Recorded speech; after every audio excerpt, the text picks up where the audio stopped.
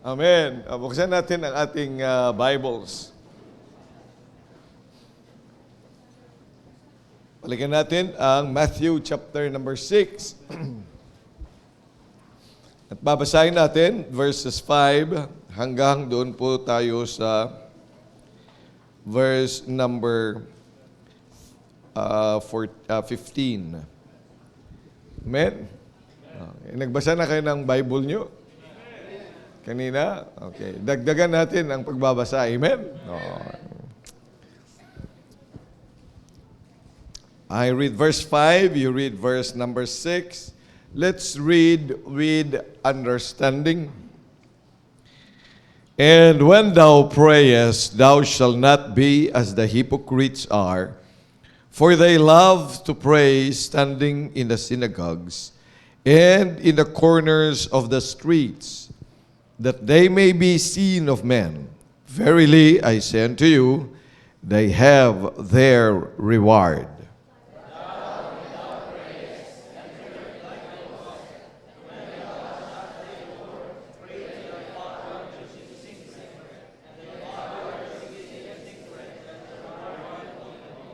Amen. But when ye pray, use not vain repetitions, as the heathen do, for they think that they shall be heard for their much speaking.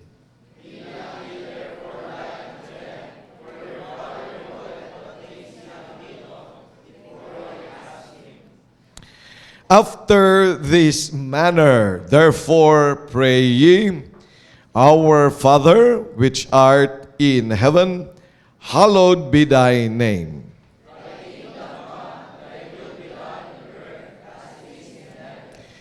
Give us this day our daily bread.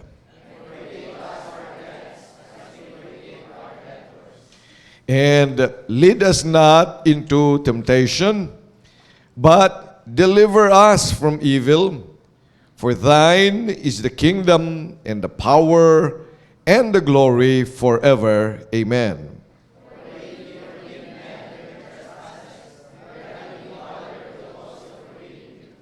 But if you forgive not men their trespasses, neither will your Father forgive your trespasses. Ngayong hapon ay gusto kong tingnan din natin ang apat naman na mga salita sa verse number 5. Kaninang umaga ay but thou. Pero kung ikaw, when you pray, when thou prayest. Dito naman po sa verse number 5, and when thou prayest. And when thou prayest. So the word of God tonight.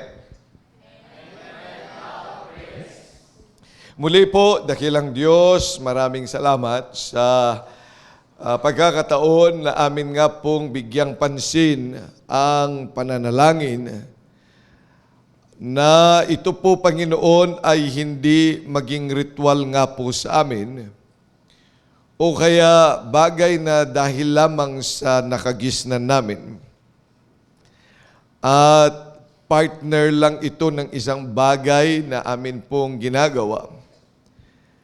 Pero makita rin po namin, dakilang Diyos, na ito nga po ay isang mahalaga na gawain na hindi po namin dapat ito isinusuko at pinababayaan sa aming buhay bilang mga individual na mananampalataya, bilang isang pamilya, bilang mga miyembro ng simbahan, at bilang isang nag-iisang inyong katawan, the body of Christ.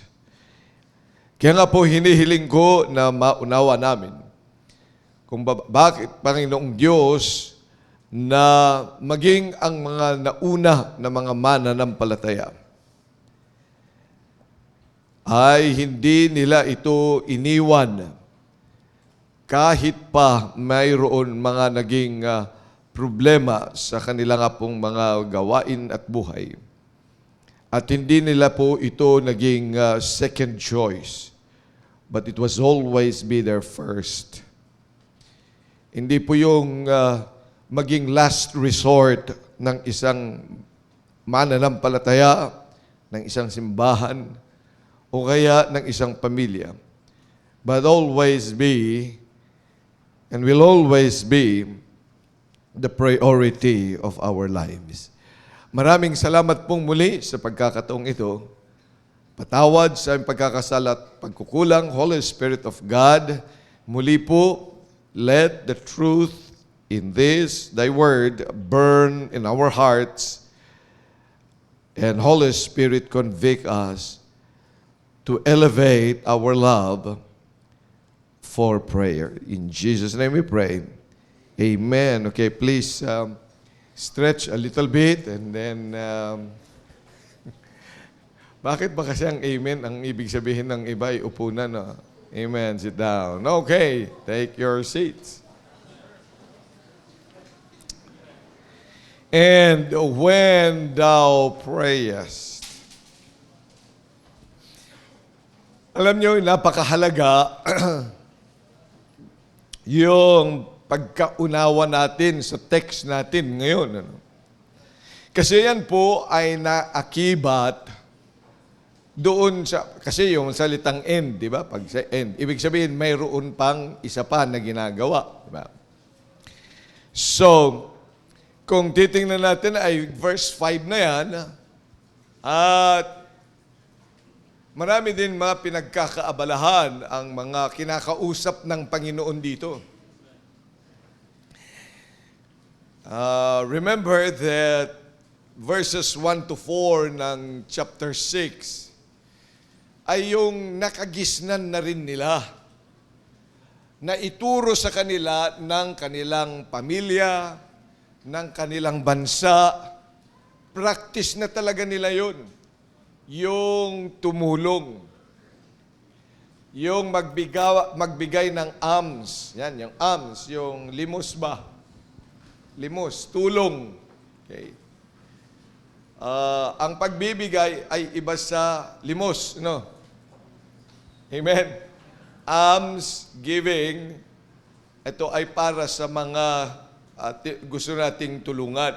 And I will be preaching something about that in the next few years. I mean, in the next few days, Sundays. Pero gustong unahin natin ito kasi nga tama-tama ngayon ay Prayer Warriors Sunday. Kasi marahil ay mayroon pa tayong mga mali na kaisipan tungkol sa prayer. O kaya akala natin ang prayer ay laging may kapartner na gawain kaya ka magpipray. Hindi eh. Dapat nating tandaan that this is a separate thing.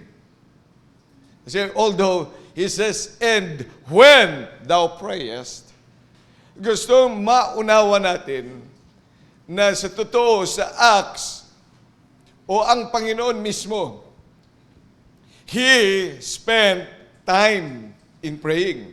Tingnan niyo, Diyos siya. Do you believe that Jesus is God?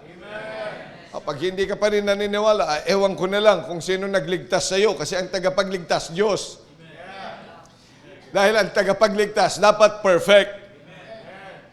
Eh sino lang ba ang perfect? Of course, God. So the Son of God, He is God. Kaya nga, Son of God. Eh. Amen. So He is perfect. Dapat talaga makapangyarihan. He can save us to the uttermost. Kahit pa anong nangyari, kahit saan pa tayong pinakamalalim na kasalanan, because He is God, He is all-powerful, then He can save us. Amen. Eh kung, kaya nga yung nagsasabi na si Kristo ay tao lang, at kailangan mo pa ang simbahan para maligtas, yun na nga yun, kasi ang kanilang Kristo ay may kulang. Hindi niya kaya magligtas. Kailangan kasama pa ang simbahan para ma-save. O kaya, kailangan pa ng tulong ng Panginoon para ikaw ay iligtas. Kasi hindi kanya kayang iligtas, kaya kailangan tulungan mo rin sarili mo, magpakabait ka rin. Sundin mo pa yung kanyang sinasabi. Kaya ngayon, faith plus works. Maganda na maging mabait. Hindi natin sinasabi, pag niligtas ka ng Panginoon, lalo kang magpakasama. O kaya magnakaw. Hindi yung sinasabi ng Panginoon yan. Because we are all sinners, hindi natin kaya yan. Kaya tingnan mo, napakahina. Kaya it is really a defilement of the saviorship or the deity of our Savior. Pag sinabi nating kailangan pa ng karagdagan para tayo ay iligtas, remember that salvation is the act of God. Gawa lang yun ng Diyos.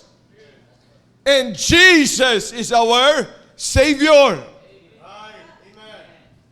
That's why even in Revelation, He is called the Almighty. In Isaiah, He is called the Everlasting Father. Yan po yung ating Panginoon. Siya ang ating Panginoon. Sa John chapter number 1, in the beginning was the Word, and the Word was with God, and the Word was God. See, all these things, 1 John chapter 5 verse 20, nakilala natin, sino? Si Jesus Christ, the true God and eternal life. Ay napakarami sa ating nagsasabi nga na ang Panginoong Jesucristo ay Diyos. Kaya sapat-sapat, pag ikay nagtiwala sa Kanya at ibinigay mo ang iyong buhay sa Kanya, nagtiwala ka sa Kanya, siya lang ang mayroong kakayanan na iligtas ka. Hindi niya kailangan ang tulong mo. Minamaliit kasi natin yan. Kaya ito yung sinasabi ng Hebrew, sa Hebrews chapter 10. Diba? Na kapag you are trampling underfoot the shed blood of Christ. Kasi hindi ka magtiwala doon sa kanya. Yun lang manampalataya ka lang doon sa ginawa niya, ay ligtas ka na. Nakarinig na kayo ng preacher na ganyan. Oh, si Eli Soriano. I'll tell them. And I've got to be frank about it. Because they despise the very work, the redemptive work of our Christ. Saan ba yun, Pastor? Tingnan natin, Hebrews chapter 10.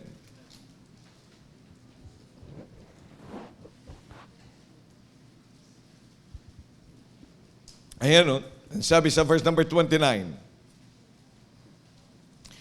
Of how much sorer punishment, suppose ye, shall be thought worthy who hath trodden underfoot the Son of God, and hath counted the blood of the covenant wherewith he was sanctified an unholy thing. Ano yun? Hindi po pwedeng maglinis. Kulang! That's to trod underfoot. Yan yung paghamak sa ginawa ng Panginoon.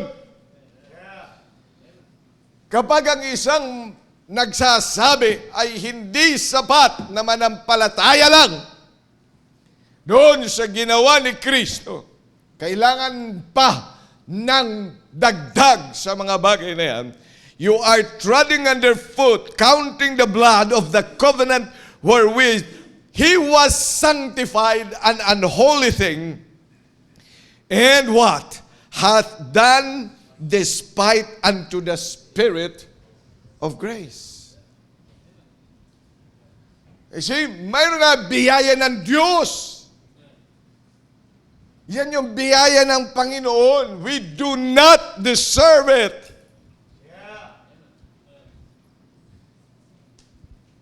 Pero tingnan po ninyo, binigyan na tayo ng biyaya, pagkatapos ayaw mo pang tanggapin.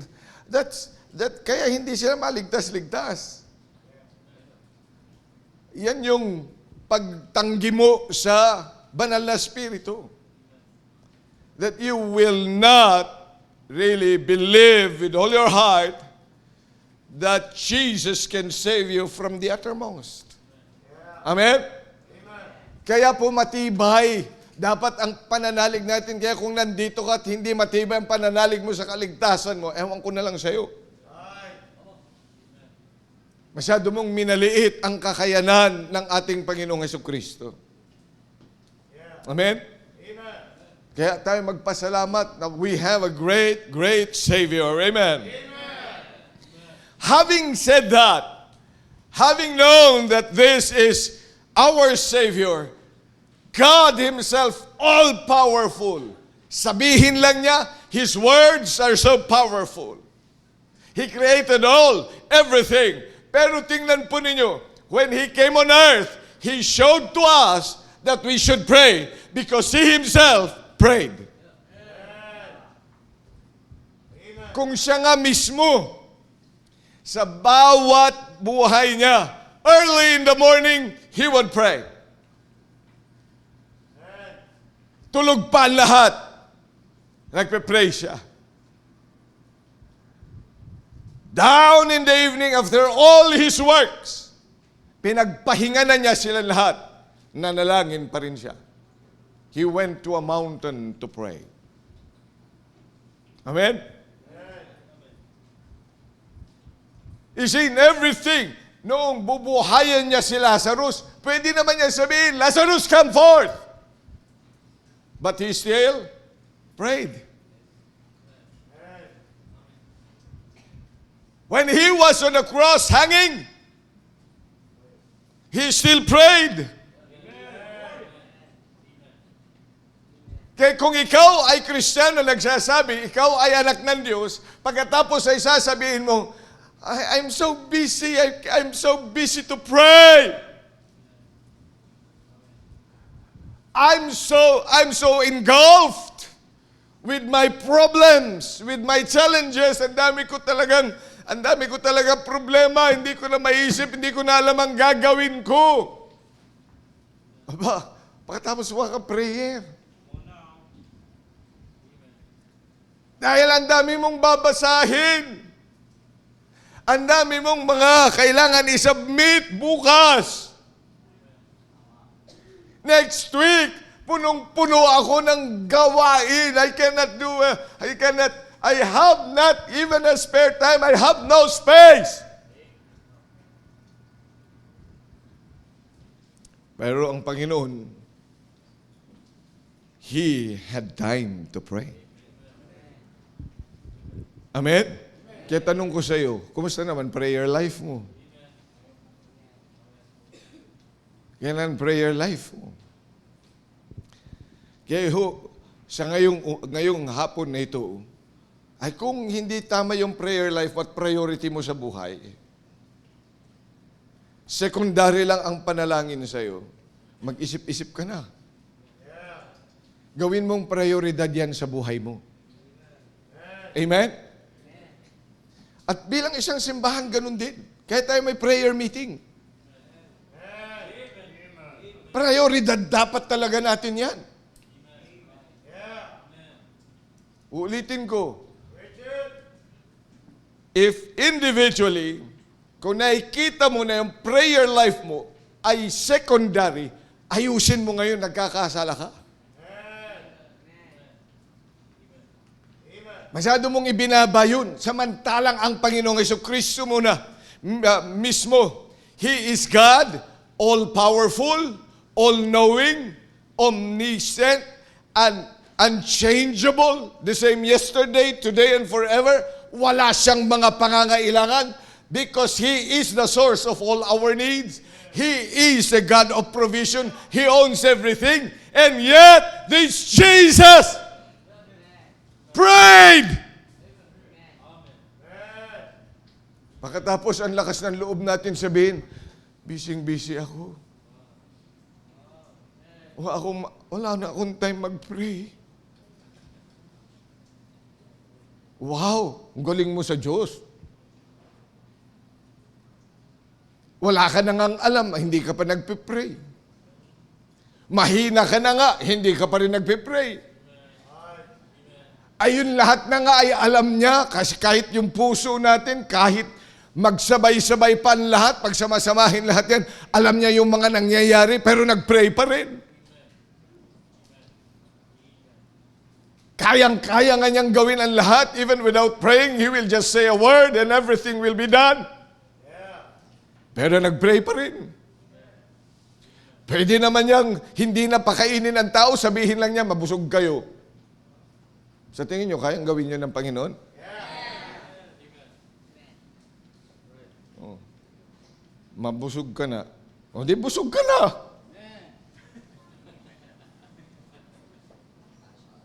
Nung nangangailangan yung mga tao, 4,000, 5,000 people. Men yun men. Iba pa yung nanay, iba pa yung mga anak, iba pa yung mga kabataang kasama. Men pa lang yun. So, ibig sabihin, mga 20,000 yun, pakakainin niya. Sa tingin nyo, kaya niya? Sabihin, mabusog na kayong lahat. O, di ayos yun. Why? Can He do that? Because He is God? Yes, He can. Pero kailangan pa siya naghanap ng 5 tinapay at 2 isda. Pagkatapos nag-pray pa siya.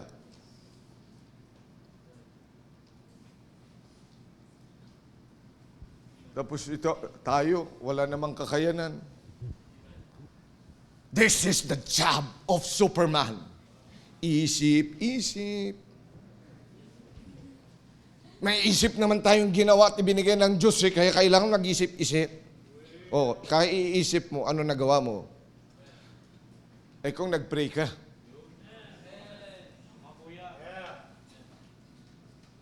Bineditate mo ng gusto yung problema mo. Isip-isip, mamaya, napigtas na. Talagang naman, di na-solve nga ang problema mo. Nung napigtas, ngiti ka na lang ng ngiti, tawa ka na lang ng tawa, kahit hindi nakakatawa. Mamaya, naliligo ka na doon sa pusali. Wala ka na nga problema, ano? Pigtas ni. Kung nanalangin ka. Yung problema mo, pagkatapos ay nagkasakit, kaya ka na-stress, di ba? Sino may stress dito? Pakitaas ang kamay. Emotional stress. Akawa-awa kayo pag may emotional stress ka. Ayun dyan ang Panginoon Sabi niya, fear not di ibig sabihin, di ka naniniwala. Siguro po pwede pa yung physical stress kasi maraming klase ng stresses. Kasi yung stress talagang yung workload mo, di ba? Yung work, physical. Pero yung emotional, lalo na pag mental stress. Meron bang mental stress? Meron. Saka iisip mo. Iisip ka ng isip. Pagkatapos, ano nangyari? Overthinking. The overthinking, what happens if you overthink? Ay, pampihira. Ayokong tumabi sa mga nag-overthink. Ngiti ka lang ng konti, sabi, pinagtatawanan mo ako, no? Pag nakaganyan ka naman, di ka namamansin. Ano ba itong taong to, no? Tapos may nasabi kang salita, bakit mo sinabi yun? Anong ibig sabihin dun sa sinabi mong yun? Hindi, yun ang sinabi mo Beer mo talaga. Ay, kaawa-awa talaga, no?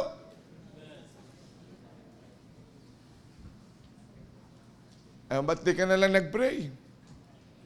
Dahil mas alam ng Diyos ang lahat. Amen? Minsan kasi yung panalangin, alam mo kung bakit hindi tayo nananalangin ng tama? Dahil hindi mo kilala yung Diyos na pinag-uusapan natin. That's why, you see, we have this God. Jesus Himself prayed. Can dare any one of us say that we have no time to pray? Remember that God has already taken all all our disqualifications to come to the throne of grace. Nakita natin kaninang umaga, di ba? Galit ang Diyos sa pango. Huwag lumapit sa akin. Galit ang Diyos sa pandak.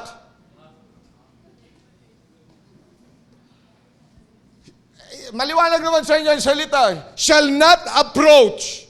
Ano ibig sabihin yan? Huwag lumapit sa akin. At yan ay inutasan lang niya yung mga Levites. So kahit ikaw pa yung kasama doon sa mga hari, doon sa lahi ni Judah. Si Judah, yun naman ay lahi ng mga hari. Si Levi ay lahi ng mga priests. Kaya Levitical priesthood. Mga Hudyo lang yun. Ayaw niya na hintil. Dahil ang pinili niya ay Hebrew. Eh doon pa lang sa lahi, na tayo. Wala tayong karapatan lumapit dito sa Diyos ng lahat ng mga Diyos. Wala tayong karapatang lumapit dito sa Diyos na nakakaalam ng lahat ng mga bagay. Wala tayong karapatang lumapit sa Lord of Lords and King of Kings. Wala tayong karapatang lumapit sa Kanya. Dahil piling-pili lang yun. Pero tinanggal yun ng Diyos. Dahil sa ating Panginoong Jesucristo. Amen? Kaya nga'y makakalapit na tayo sa Kanya. Kaya bilang anak ng Diyos, ay dapat naintindihan mo how important prayer is, na dapat yun yung primary sa buhay mo. At kung ang simbahan ito, pag secondary na lang prayer and fasting, ang simbahan ito, then I will be ashamed of my Christ. Because Jesus Himself spent a night of prayer, spent so much prayers in the mountains, in the wilderness. He prayed even in the coasts. He prayed sa lahat ng lugar at sa lahat ng pagkakataon. That was his priority in his life. Though he can do everything himself, though he can think well, has a good vision of all things, yet he prayed. Kaya katapos ikaw, pag tinanong ka kumusta prayer time mo, malamya. Kailan ka talaga huling nanalangin? See? Tingnan niyo pa sa Acts. Nakita ito ng mga apostles. Acts chapter number 6. At sa mga bago, ito ay tala. Doon sa simbahan, wala na ang Panginoong Jesucristo diyan. Nasa langit na siya. Umakyat na siya. Ang nagka-problema ang simbahan. Ano yung problema nila?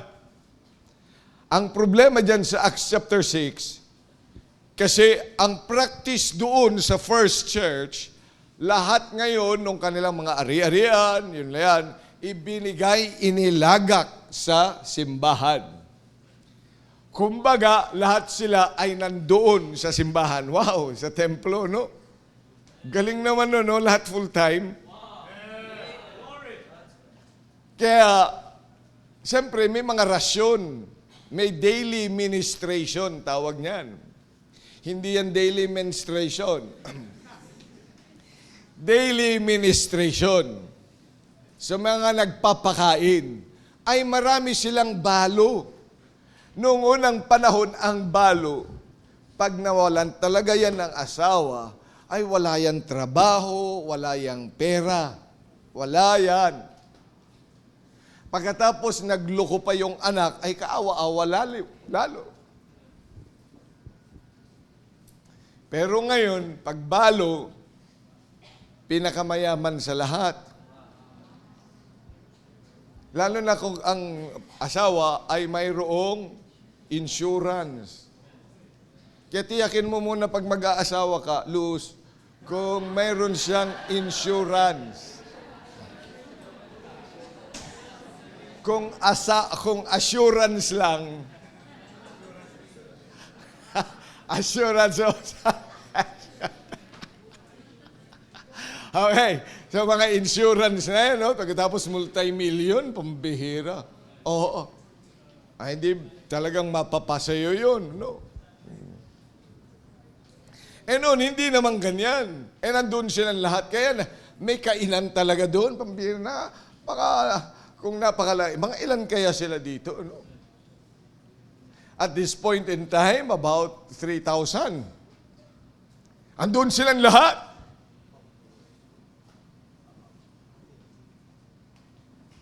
Aba, 3,000. Di pambihin ang kainan yan, ano? Dito na nga lang, 60 people. Hirap na magluto ng, ano niluluto nyo? Magprito ng adobo? Ano? Ng talong, di ba? Ilang talong din ang kailangan sa 60. No. Tapos magluto ng kanin. Mga ilang bigas yun? Ilang kilong bigas ang niluluto kada kainan?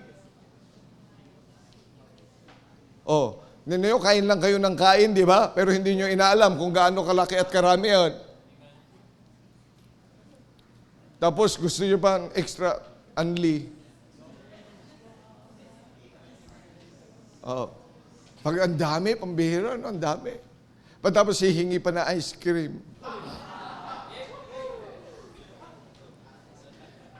Oh. Biro mo yung gastusan na yan, ano?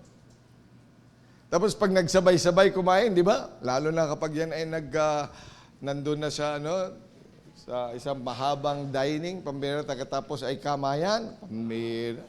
Ang iingay pag una, pagkatapos pag kumakain na, talagang napakatahimik na. Oh. Di ba, ang saya kapag ang dami-dami, Pero may problema. Ano ang problema? Siyempre, yung mga balo dito, hindi na napapakain. Naiiwanan ba? Lalo na yung, kagaya din naman sa mga pamilya dyan, Yung iba, nakatatlo ng kanin. Yung isa, nagpiprepare pa lang. Ito, mga balo ito Hindi na sila mapakain. They were neglected in the daily ministration. So nagkaroon ngayon ng pag-aaway, ng schism. Parang hindi malayo, di ba? So bakit sila doon nakakain? Bakit tatlo yung kanin? Ba't tatlo yung kanin? Ba't ako isa lang? Bakit yung ba't itong karning ito? Ba't may tapyas pa? Ba't dalawa lang yung talong na nandito sa kanya o 5? Ano nangyari? Tumalon doon. Ayun, nag-away-away. Yun yung awayan dyan. Kaya akala natin yung mga problema natin ay hiwalay sa kanila. Ganon din naman. Ay di nagsumbong sila sa mga apostles.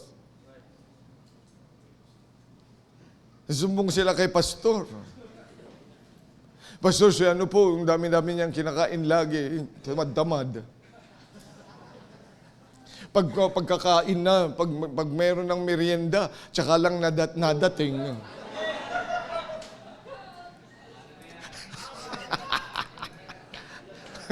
Diba?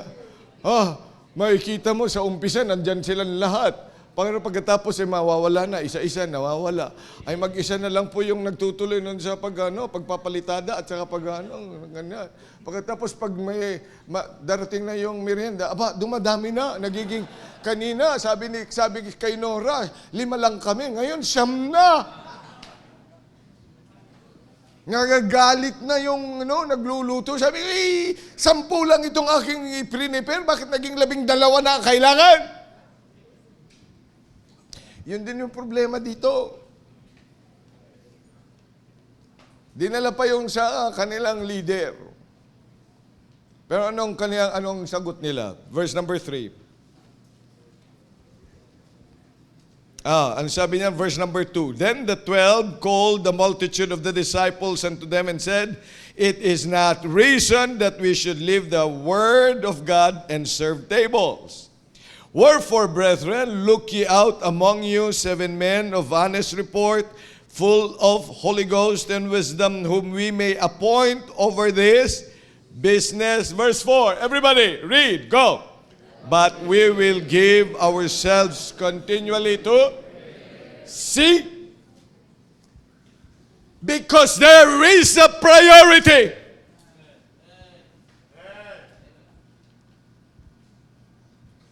There is a need to pray.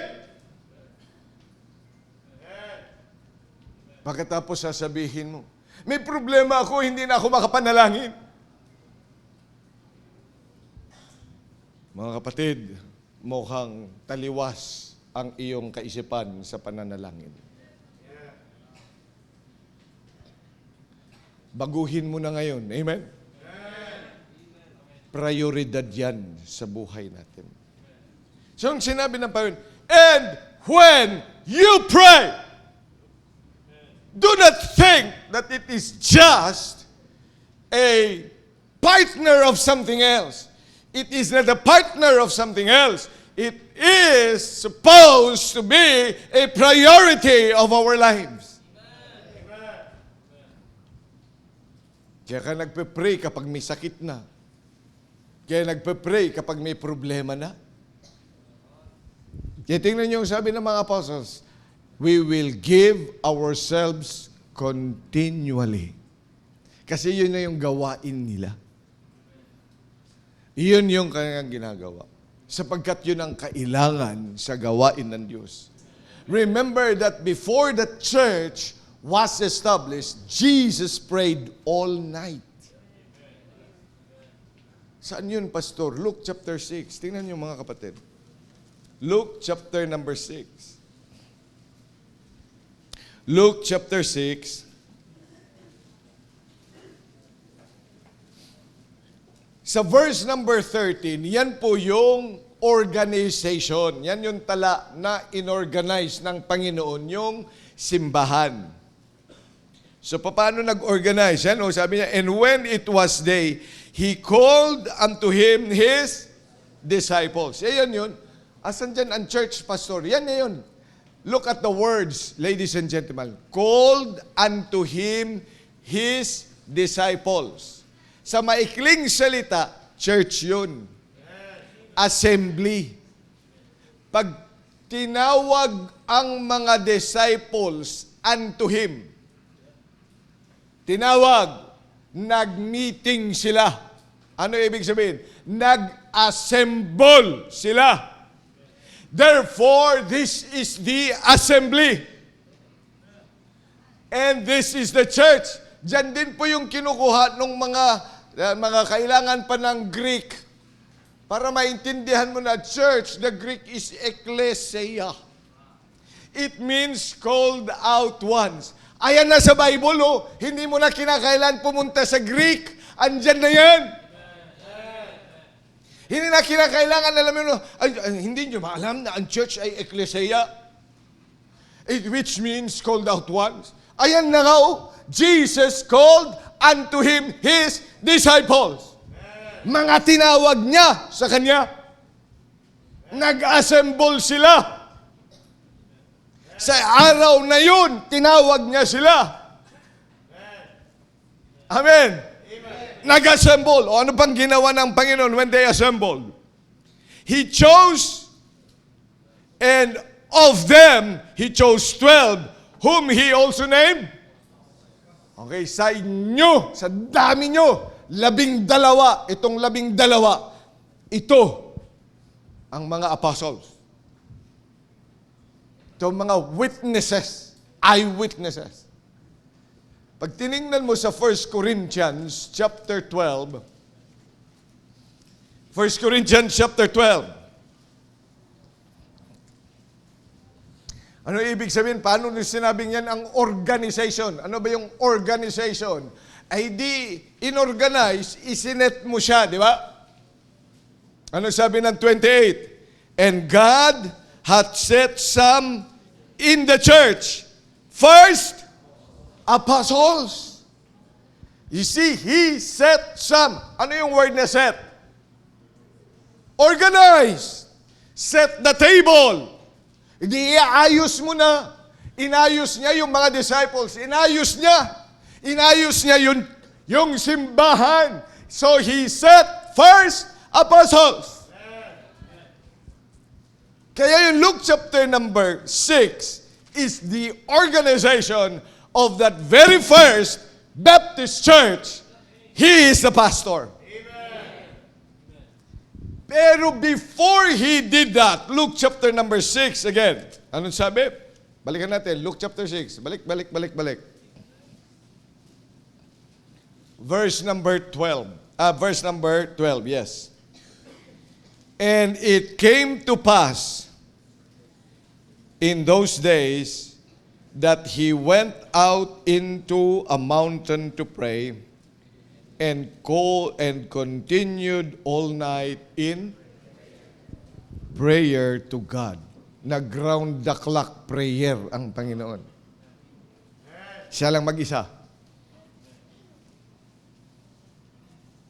At anong ginawa niya? Verse 13, and when it was day, nung mag-umaga na, hindi pa natutulog ang Panginoon, nag-umaga, after praying all night, tinawag na niya, ecclesia na sila. Oh, called out ones. They assembled. Church na. Tapos, inorganize na niya. So you see, the church was formed by the prayer of our Savior. Dare any one of us say na secondary ang prayer meeting? Na secondary sa buhay natin ang pananalangin. Na pag meron tayong prayer vigil at meron tayong round-the-clock prayer, at we cannot even give an hour samantalang ang Diyos binigay niya whole night. Amen. Kaya dapat bahagi tayo, lahat tayo ay bahagi sa mga prayer, round-the-clock prayer natin. Isang oras lang ibibigay mo. Meron kang kasabay. Meron ngang tagahalili sa'yo. Pagkatapos wala ka. Oh, next week. Amen. Meron tayong round the clock. Meron ba? Oh, nakaschedule na yun eh. Nag-prepare ka ba? Ay samantalang dyan, nag-umpisa ang simbahan. See? So when we pray, we are indeed making prayer to be the priority of our life. Priority yan dapat sa buhay ng isang mananampalataya. Eh, sabi ng payon, and when thou prayest. So, when we pray, ang sabi nga ng Panginoon, di ba? Ay huwag kayong maging kagaya ng mga unbelievers. At saka huwag kayong maging kagaya ng mga ipokrito. Pero tingnan yung hypocrisy nila kasi kitang-kita. Ang sinasabi ng Panginoon dito is secret prayer. Balikan na natin, Matthew chapter 6. Andun na kayo? So sa pananalangin, dapat maging, ang panalangin natin, when we pray, na-prioritize na natin yan. Amen? Hindi siya just a secondary thing o kaya partner lang ng kahit ng isang kaakibat yun ng isang activity. No, it is a priority work. Amen. Kaya gawain yung pananalangin. Amen. It is in fact a ministry that we should be involved in.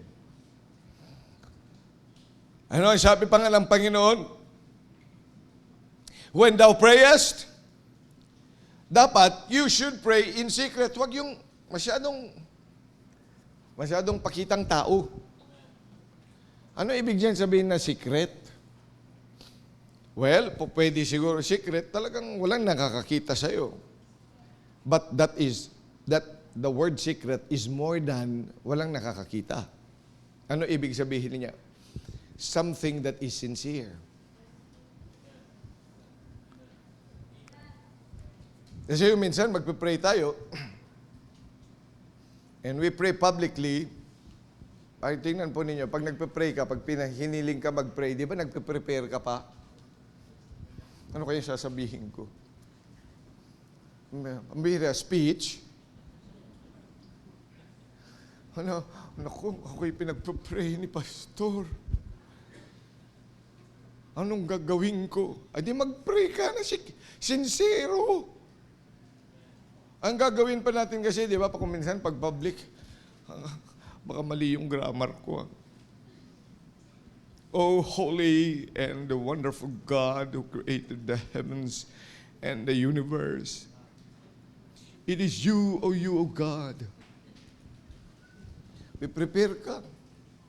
Walang platform exercises dyan. Secret, ibig sabihin yon sincere. Yung makatotohanan, kaya nga secret with the Father. Kasi kayong dalawa lang. Pag kayong dalawa lang, you are so open. Di ba yung, sino may sikreto dito? Pakitaas ang kamay. Sino mga may sikreto? Pakitaas nga ang kamay. Yung hindi mo masabi-sabi sa iba. Oo nga, pero hindi ko tinatanong kung ano ang sikreto mo. Sino may sikreto? Pakitaas ang kamay. Hindi mo sinasabi sa iba, di ba? Sino lang nakakaalam?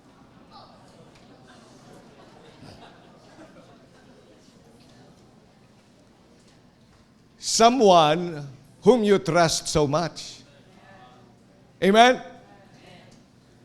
Ang nakakaalam lang nung sikreto mo, yung taong pinagkakatiwalaan mo. Yung sa tingin mo, mapagkakatiwalaan. Kaya kung wala kang pinagsasabihan, ibig sabihin, huwag kang tiwala sa kanilang lahat. Makinig kayo maiga. Yan ang ibig sabihin, kaya may sikreto ka, na po pwede mo, lalo na pagpangit yung sikreto mo, yung hindi magandang bagay, yung nakakahiyang bagay na sikreto, yung bang pag nalaman ng buo, na o kaya ng kahit sino man, ay talagang feeling mo kailangan ng matunaw ka. Lumubog ka. Hindi ka na makita. Di ba yun yung talaga naman ang kaya may secret? Pero bakit mo na isisiwalat sa iba? Kasi feeling mo, mapagkakatiwalaan ito. Kaya nasasabi mo. Kaya tingnan mo kapag na-squill niya yung sikreto mo, galit na, ikaw lang nakakaalam niyan eh.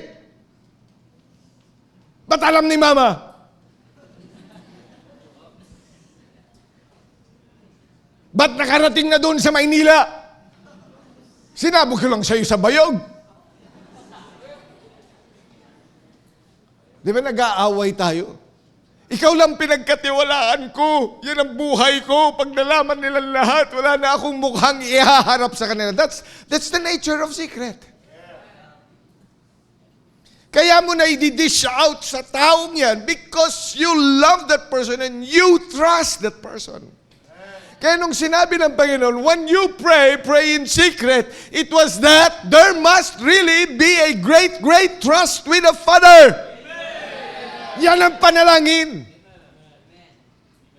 Na kung sasabihin mo man sa Kanya, ay hindi Kanya ikahihiya, hindi Kanya itatakwil, kundi ikaw ay poproteksyonan pa ng Panginoon. Because you said it in secret, and that secret is really deserving of this great God who loves you so much. Yan ang dapat panalangin na meron tayo.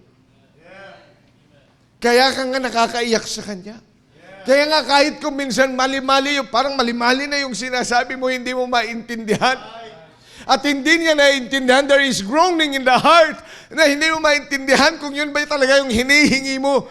Ay baka kung ibang taong sasabihin mo, ano ba talagang gusto mo, kuya?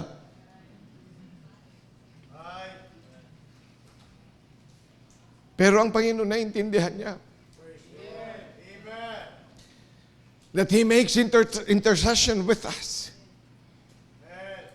Yun yung klaseng panalangin. Huwag kagaya ng mga heathen na parang yung kanilang mga mantra at saka mga sutra. Kanina nga hinahanap ko, ano ba yung vain repetitions na yan? Hinahanap ko yung sutra ng mga Buddhist at saka yung mantra ng mga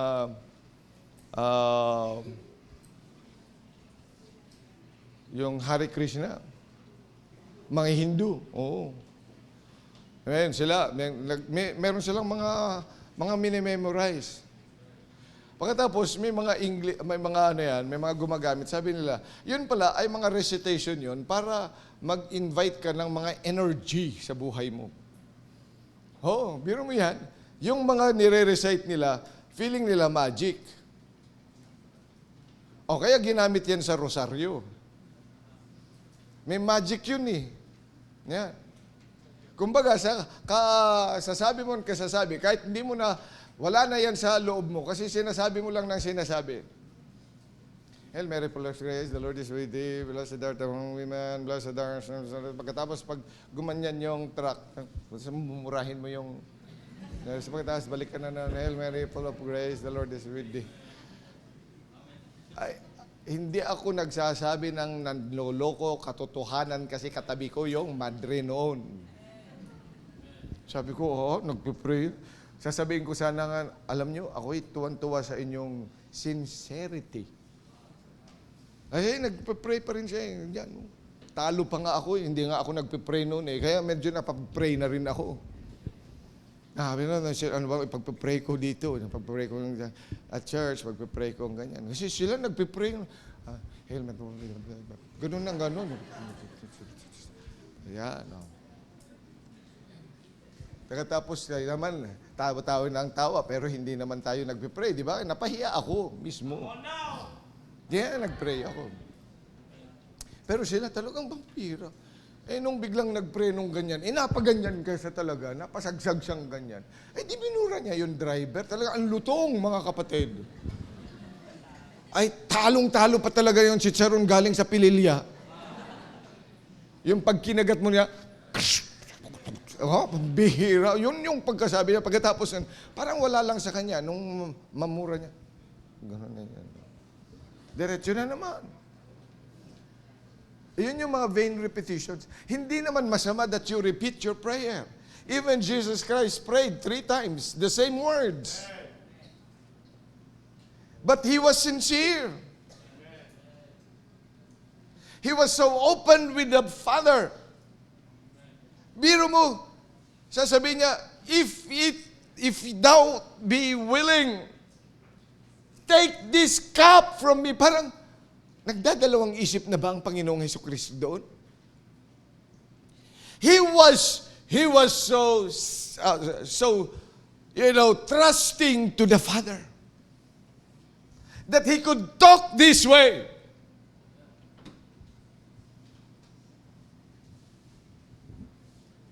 Na yun yung kulang sa ating panalangin, sinseridad. Kaya nga nagme-memorya na rin lang tayo. That we do not even know and understand what we are saying. Vain repetition. Kaya sabi ng Panginoon, pray in secret. For the Father listens to you. With sincerity. With honesty, with all honesty with the Lord. With all openness. with all of our trust,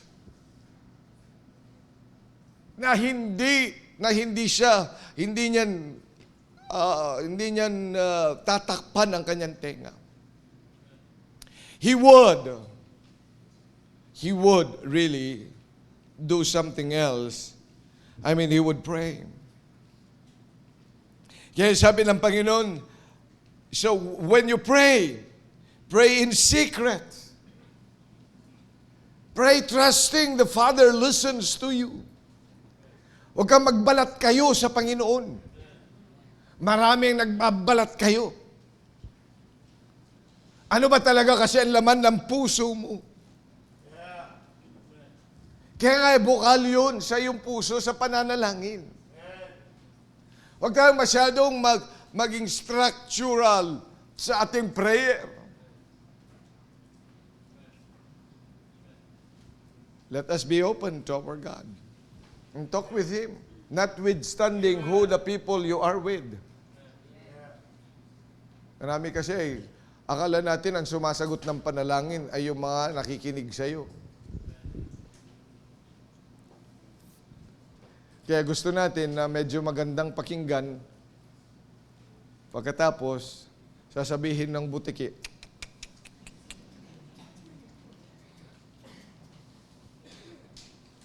kasi ang hinahanap nating approval, yung approval ng mga kasama mo, ang galing mong mag-pray. Alam mo, na-bless ako sa prayer mo. Wow. Ang alam ko, ang prayer, pakikipag-usap sa Diyos. Hindi. Ano? Amen? At ang Diyos ang nasagot sa panalangin. Hindi ang pampaganda sa tenga ng mga nakikinig. Kundi ang Diyos ang sasagot at mag-a-approve nun. Siya ang matutuwa. Kaya huwag niyong ang iisipin natin, when we pray in secret to the Father. Meaning, so open to the Father that He is real. That He is just like a friend who listens. That He is someone whom you trust even in the deepest of all your secrets in life. Siya lang yun. Yan ang dapat panalangin na meron tayo. Amen? Eh, kumusta panalangin mo? Bland. Walang lasa. Structured. Walang pagkaunawa. Vain repetition yun. Walang pagkaunawa. Kaya yan po yung sinasabi na secret prayer. O, kumusta secret prayer natin? Are we praying? And when thou prayest, you see, we should pray not like the hypocrites, but when we pray in secret.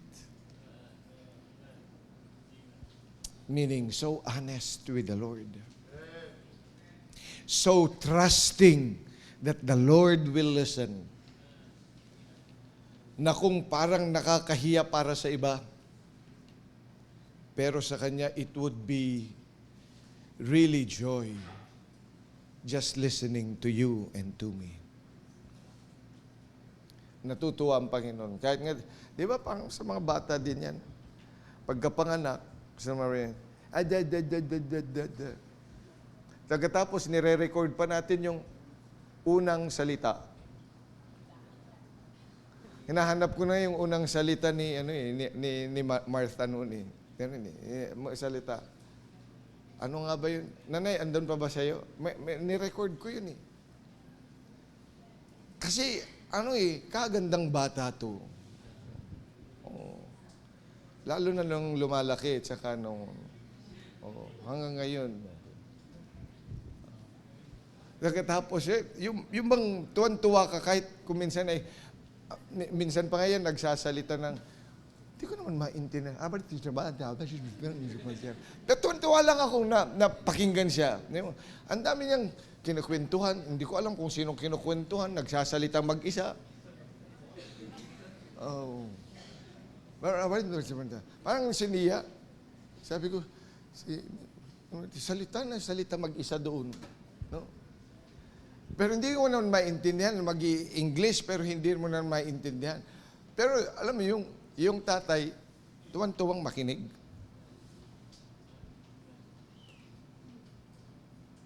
Para bang cute na cute yung tatay, Doon sa, wala namang parang walang kapararakan pag iba yung nakinig.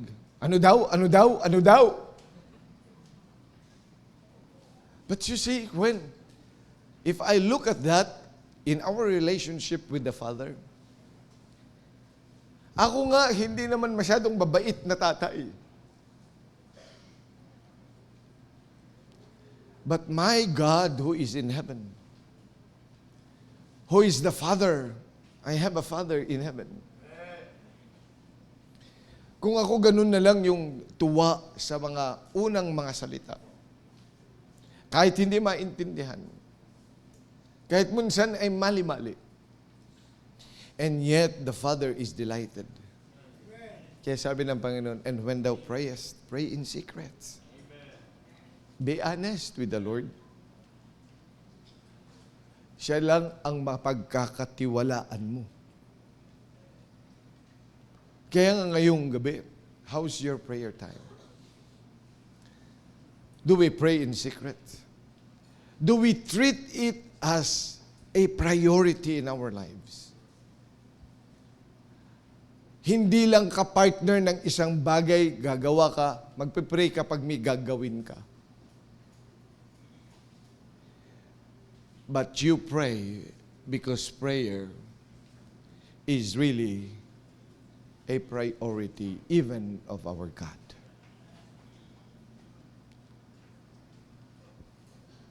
At kung ikaw ay hindi dumadalo sa prayer meeting, you do not spend time for prayer meeting,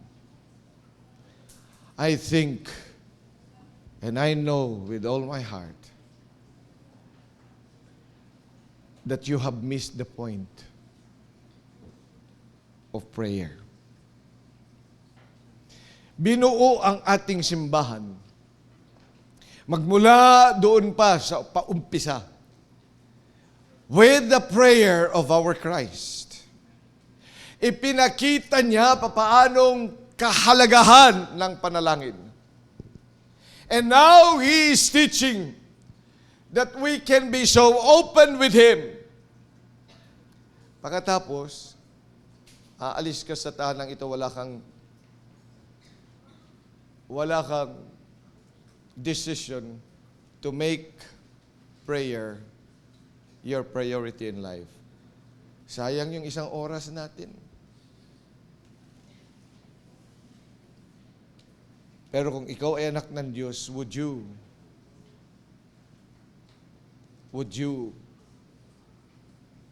accede to the call of our Christ?